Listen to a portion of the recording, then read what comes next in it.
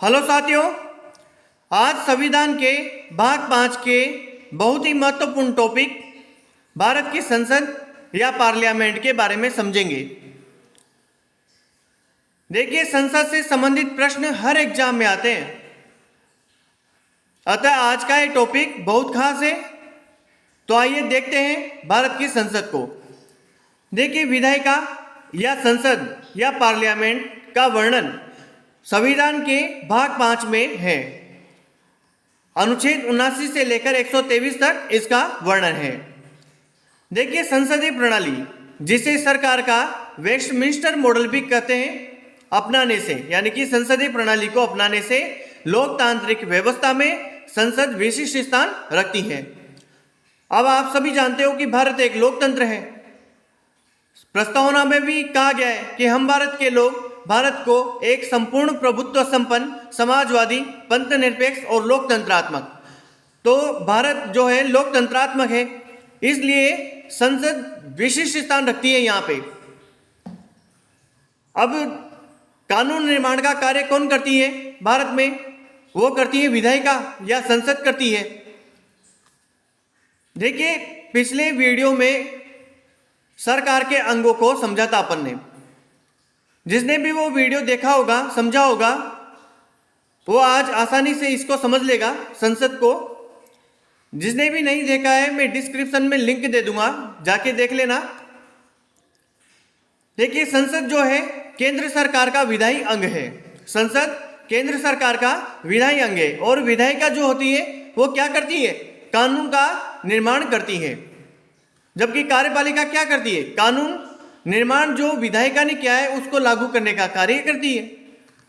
तो देखते हैं आज अनुच्छेद 79 से लेकर 88 तक ये ट्रिक से देखेंगे अपन। तो कौन सी ट्रिक है? देखो,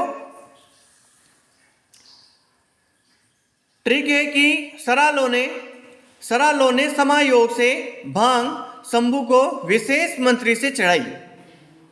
सरालों ने समायोग से भांग शंभू को विशेष मंत्री से चढ़ाई। भांग किसको चढ़ाते हैं? शंभू को ही चढ़ाते हैं।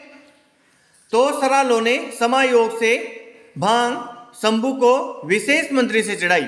देखो, अब स में बनेगा संसद का गठन करना, यानी कि अनुच्छेद 79 में कहा गया है कि भारत की एक संसद होगी जिसका गठन राज्यसभा, लोकसभा और राष्ट्रपति से मिलकर होगा। संसद के गठन का वर्णन किसमें है? अनुच्छेद 79 में। रा से बनेगा राज्यसभा। अनुच्छेद 80 में राज्यसभा की संरचना का वर्णन है। लो से बनेगा लोकसभा। अनुच्छेद 81 में लोकसभा की संरचना का वर्णन है। समा से दो अनुच्छेद बनेंगे, 82 और 83। देखिए, समा से बनेगा पहला समायोजन, यानी कि प्रत्येक जनगणना के पश्चात पुनः समायोजन का वर्णन है अनुच्छेद 82 में। अनुच्छेद 83 में संसद के सदनों की अवधि या समय का वर्णन है। संसद के सदनों की अवधि या समय का वर्णन है अनुच्छेद 83 में।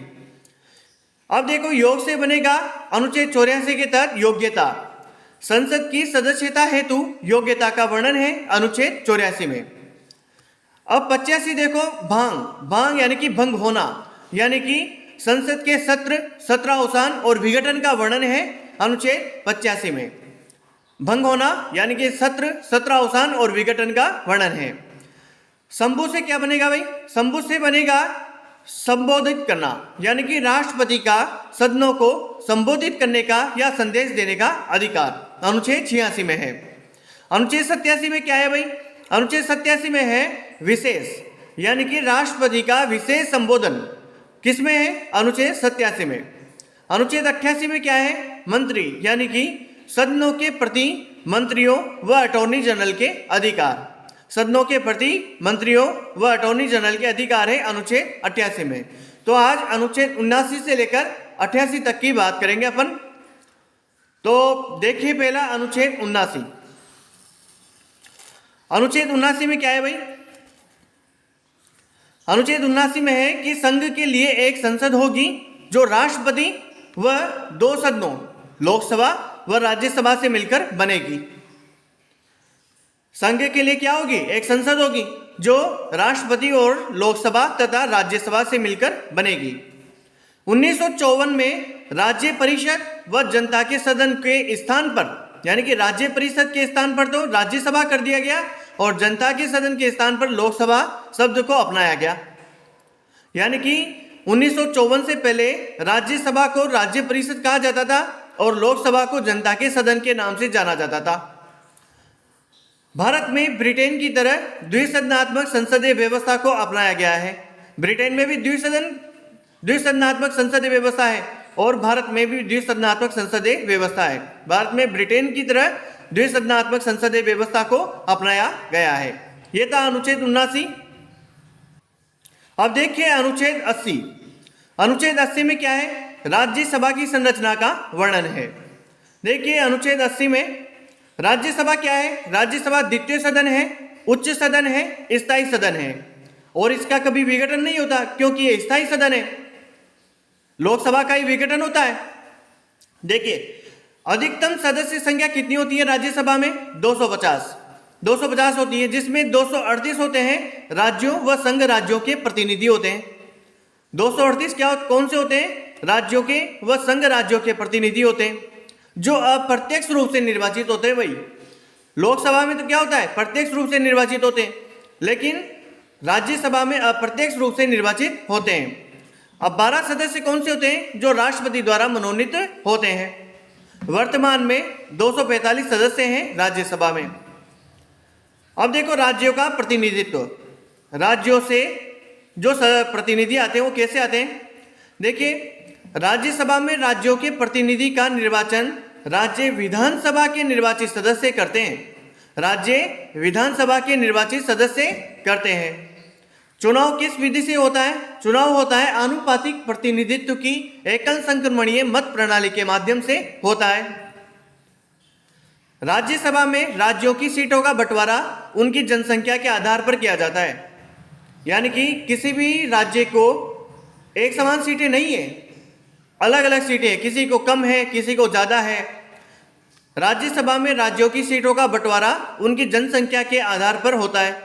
अब भारत में सबसे ज़्यादा जनसंख्या वाला राज्य कौन सा है? उत्तर प्रदेश है। तो उत्तर प्रदेश में सबसे ज़्यादा सीटें हैं राज्यसभा में, 31 सीट है। त्रिपुरा में 1 सीट है और राजस्थान से 10 सीट है। राज्यसभा में राजस्थान से 10 सीट है। अब देखो संघ राज्यों का प्रतिनिधित्व देखें राज्यसभा में कैसे है। देखो संघ राज्य क्षेत्र का प्रत्येक प्रतिनिधि निर्वाचक मंडल द्वारा चुना जाता है। संघ राज्य क्षेत्र का प्रत्येक प्रतिनिधि कैसे चुना जाता है? निर्वाचक मंडल द्वारा चुना जाता है, यानी कि यह भी अप्रत्यक्ष रूप से ही चुना जाता है।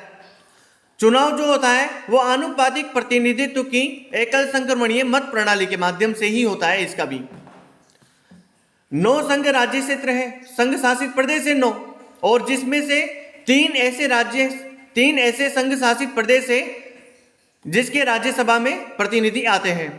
तो कौन कौन से हैं? एक तो है दिल्ली, एक है पुडुचेरी और एक है जम्मू कश्मीर। दिल्ली, पुडुचेरी और जम्मू कश्मीर, ये तीनों हैं जिसके राज्यसभा में प्रतिनिधि आते हैं।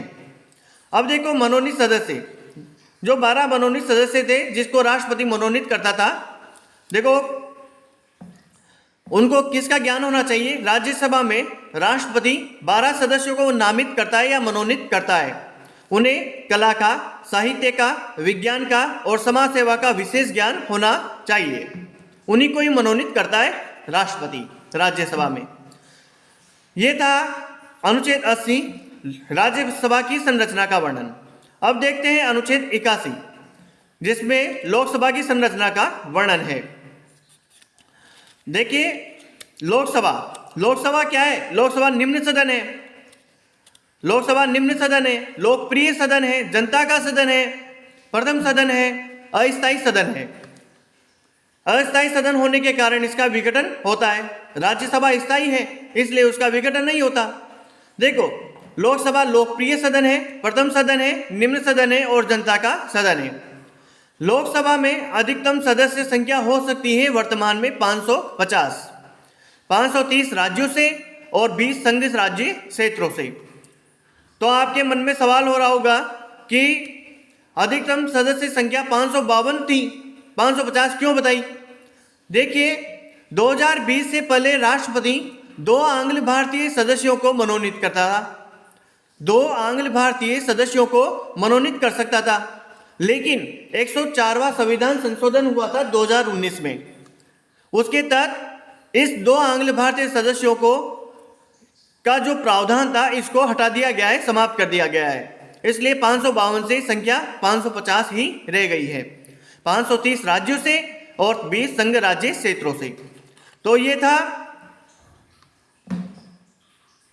अब आगे देखिए, वर्तमान में लोकसभा में 543 सीटें हैं। 2 आंग्ल भारतीय सदस्य थे तो वो तो हट ही गए, प्रावधान हट गया वो तो इसलिए 543 सीटें हैं वर्तमान में लोकसभा में। अब राज्यों के प्रतिनिधि कैसे आते हैं लोकसभा में? देखिए, लोकसभा के सदस्य या राज्यों के प्रतिनिधि राज्यों के विभिन्न निर्वाचन क्षेत्रों के लोगों द्वारा प्रत्यक्ष रूप से चुने जाते हैं। राज्यसभा में तो क्या होता था, अप्रत्यक्ष रूप से चुने जाते थे निर्वाचित सदस्यों द्वारा, लेकिन यहाँ पे लोकसभा में क्या होता है कि विभिन्न निर्वाचन क्षेत्रों के लोगों द्वारा प्रत्यक्ष रूप से चुने जाते हैं। भारतीय नागरिक, अब कौन राज्यसभा या लोकसभा के लिए योग्य है? देखिए, भारतीय नागरिक जो 18 प्लस यानी कि 18 से ज़्यादा उम्र का हो वो मतदान कर सकता है और अयोग्य नहीं ठहराया गया हो, किसी विधि द्वारा अयोग्य नहीं ठहराया गया हो, वो मत देने का अधिकार रखता है। भारतीय नागरिक जो 18 प्लस हो, 18 वर्ष से ज़्यादा हो और अयोग्य नहीं ठहराया गया हो, वो मत देने का अधिकार रखता है। 61वें संविधान संशोधन 1988 में मताधिकार की आयु को 21 वर्ष से घटाकर कितनी कर दी गई? 18 वर्ष कर दी गई। अब देखिए, संघ राज्य क्षेत्र, संघ शासित प्रदेश से कैसे आते हैं भाई? देखो, लोकसभा सदस्य प्रत्यक्ष निर्वाचन द्वारा, किसके द्वारा? प्रत्यक्ष निर्वाचन द्वारा चुने जाते हैं। लोकसभा सदस्य प्रत्यक्ष निर्वाचन के द्वारा चुने जाते हैं। लोकसभा में आंग्ल भारतीयों का जो प्रावधान था वो हट ही गया। प्रतिनिधित्व ना होने पर राष्ट्रपति 2 सदस्य मनोनीत कर सकता था 2020 से पहले, लेकिन 104वें संविधान संशोधन द्वारा हटा दिया गया है ये प्रावधान। अब देखिए, ये था अनुच्छेद 81 लोकसभा की संरचना। अब देखते हैं अनुच्छेद 82। अनुच्छेद 82 में क्या है भाई? अनुच्छेद 82 में है जनगणना के पश्चात पुनः समायोजन। समा से बनेगा समायोजन। जनगणना के पश्चात पुनः समायोजन, अनुच्छेद 82 में। देखिए, संसद प्रत्येक जनगणना के बाद में एक परिसीमन अधिनियम लागू करती है। कौन? संसद प्रत्येक जनगणना के बाद में एक परिसीमन अधिनियम लागू करती है और इस परिसीमन अधिनियम के लागू होने के बाद परिसीमन आयोग की नियुक्ति कौन करता है? राष्ट्रपति करता है। परिसीमन अधिनियम के लागू होने के बाद परिसीमन आयोग की जो नियुक्ति करता है वो कौन करता है? राष्ट्रपति करता है। ये था अनुच्छेद 82। अब बात करते हैं अनुच्छेद 83 की। अनुच्छेद 83 में क्या है भाई? संसद सदनों की योग्यता अवधि। संसद सदनों की अवधि और संसद सदनों की योग्यता तो है 84 में। अब देखिए, अनुच्छेद 83 में समय का वर्णन है। राज्यसभा में देखें तो निरंतर चलने वाली संस्था ही है राज्यसभा। इसका विघटन नहीं होता क्योंकि ये स्थायी सदन है। निरंतर चलने वाली संस्था है या स्थायी सदन है, इसका विघटन नहीं होता है। 1/3 सदस्य प्रत्येक 2 वर्ष में सेवानिवृत्त होते हैं। इसमें 1/3 सदस्य प्रत्येक 2 वर्ष में सेवानिवृत्त होते हैं राज्यसभा में। और सदस्यों का जो निर्वाचन होता है वो 6 वर्ष के लिए होता है। सदस्यों का निर्वाचन 6 वर्ष के लिए होता है। किस विधि से होता है? आनुपातिक प्रतिनिधित्व की एकल संक्रमणीय मत प्रणाली के माध्यम से होता है, अप्रत्यक्ष रूप से राज्यसभा में। अब देखते हैं लोकसभा। लोकसभा क्या है? अस्थायी सदन है। इसका विघटन हो सकता है, इसको कभी भी विघटित किया जा सकता है। लोकसभा अवधि प्रथम बैठक से 5 वर्ष तक होती है। लोकसभा की अवधि कितनी होती है? प्रथम बैठक से 5 वर्ष तक होती है। लोकसभा अवधि अगर आपातकाल की स्थिति में 1 वर्ष तक बढ़ाई जाती है। लोकसभा की अवधि आपात की स्थिति में कितने वर्ष बढ़ाया जा सकता है? 1 वर्ष। 1 वर्ष से हेतु बढ़ाई जा सकती है। इस अवधि का विस्तार आपातकाल, जब आपातकाल लगता है उस आपातकाल के समाप्त होने पर उसके 6 माह से ज्यादा नहीं होगा। आपातकाल जैसे ही समाप्त होगा उसके 6 माह तक या 6 माह से ज्यादा नहीं होगा, जो इस अवधि को बढ़ाया गया है 1 वर्ष। तो अब बढ़ते हैं आगे और बात करते हैं गणपूर्ति की। देखिए, गणपूर्ति सदस्यों की वह न्यूनतम संख्या है गणपूर्ति जिनके उपस्थित होने पर सदन की कार्यवाही प्रारंभ होती है। यानी कि सदन में, यानी कि राज्यसभा या लोकसभा में न्यूनतम संख्या उपस्थित होने पर सदन की कार्यवाही प्रारंभ होती है, वो है गणपूर्ति। अब कितने सदस्य होने चाहिए? यानी कि सदन के या लोकसभा या राज्यसभा के 1/2 हिस्सा होना चाहिए। पीठासीन अधिकारी सहित कुल सदस्यों का 1/10 सदस्य या 1/10 हिस्सा होना चाहिए। लोकसभा में कितने सदस्य हैं? 550 अधिकतम हो सकते हैं। तो 550 का 1/10 कितना होगा? 55 सदस्य। यानी कि कम से कम 55 सदस्यों के उपस्थित होने पर सदन की कार्यवाही प्रारंभ होती है। राज्यसभा में 250 सदस्य हैं, तो 1/10 25 हो गया। तो कम से कम 25 सदस्यों के उपस्थित होने पर सदन की कार्यवाही प्रारंभ हो जाती है। तो यह है गणपूर्ति। अब देखते हैं अनुच्छेद 84। अनुच्छेद 84 में योग्यता का वर्णन है। देखिए, योग्यता में है कि वह भारत का नागरिक हो, जो सदस्य बनना चाहता है वो भारत का नागरिक हो। लोकसभा के लिए तो 25 वर्ष का होना जरूरी है और राज्यसभा के लिए 30 वर्ष का होना जरूरी है। लोकसभा के लिए कितने वर्ष? 25 वर्ष।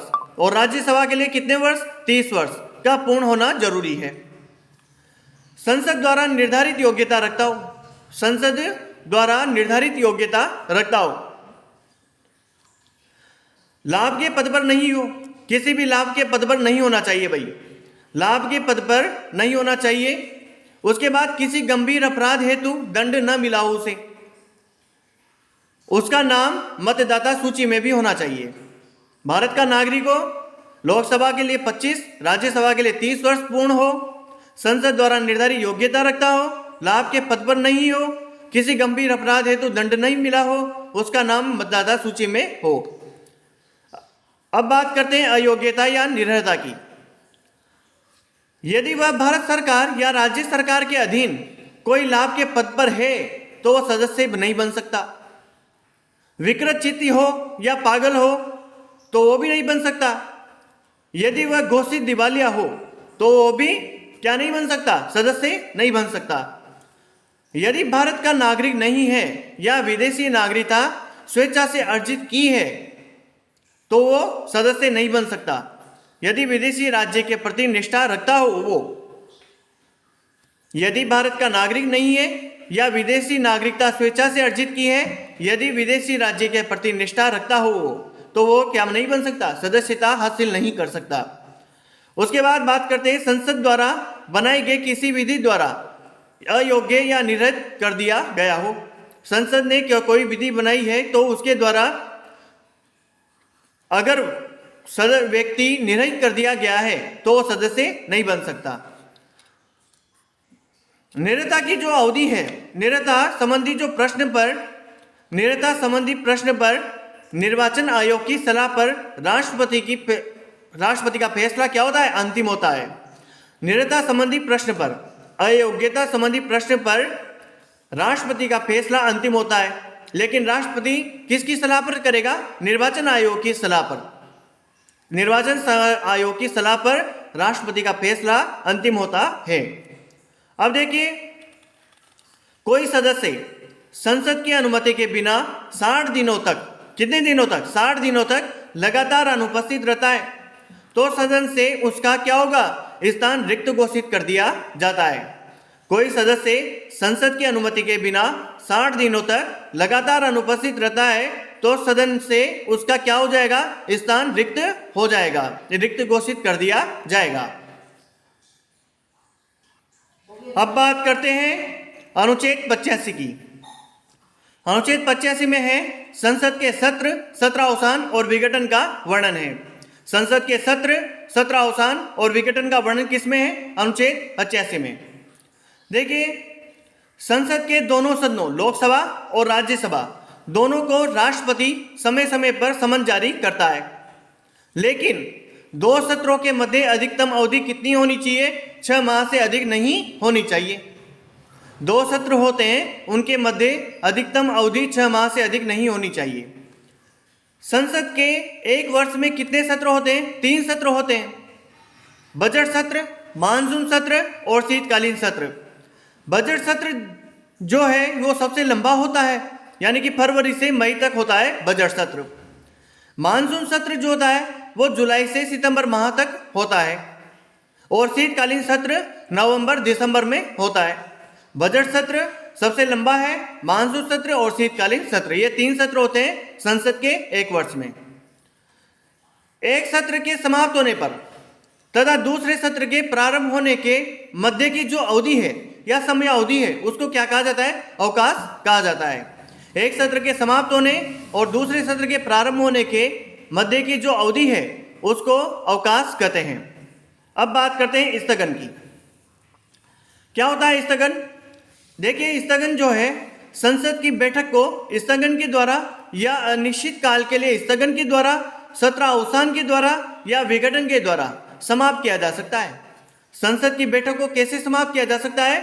स्थगन के द्वारा या अनिश्चित काल के लिए स्थगन के द्वारा, सत्रावसान के द्वारा या विघटन के द्वारा समाप्त किया जा सकता है। स्थगन के द्वारा बैठक को, जो संसद की बैठक होती है, उसको कुछ निश्चित समय के लिए, कुछ घंटे के लिए, दिन के लिए या कुछ सप्ताह के लिए निलंबित किया जा सकता है।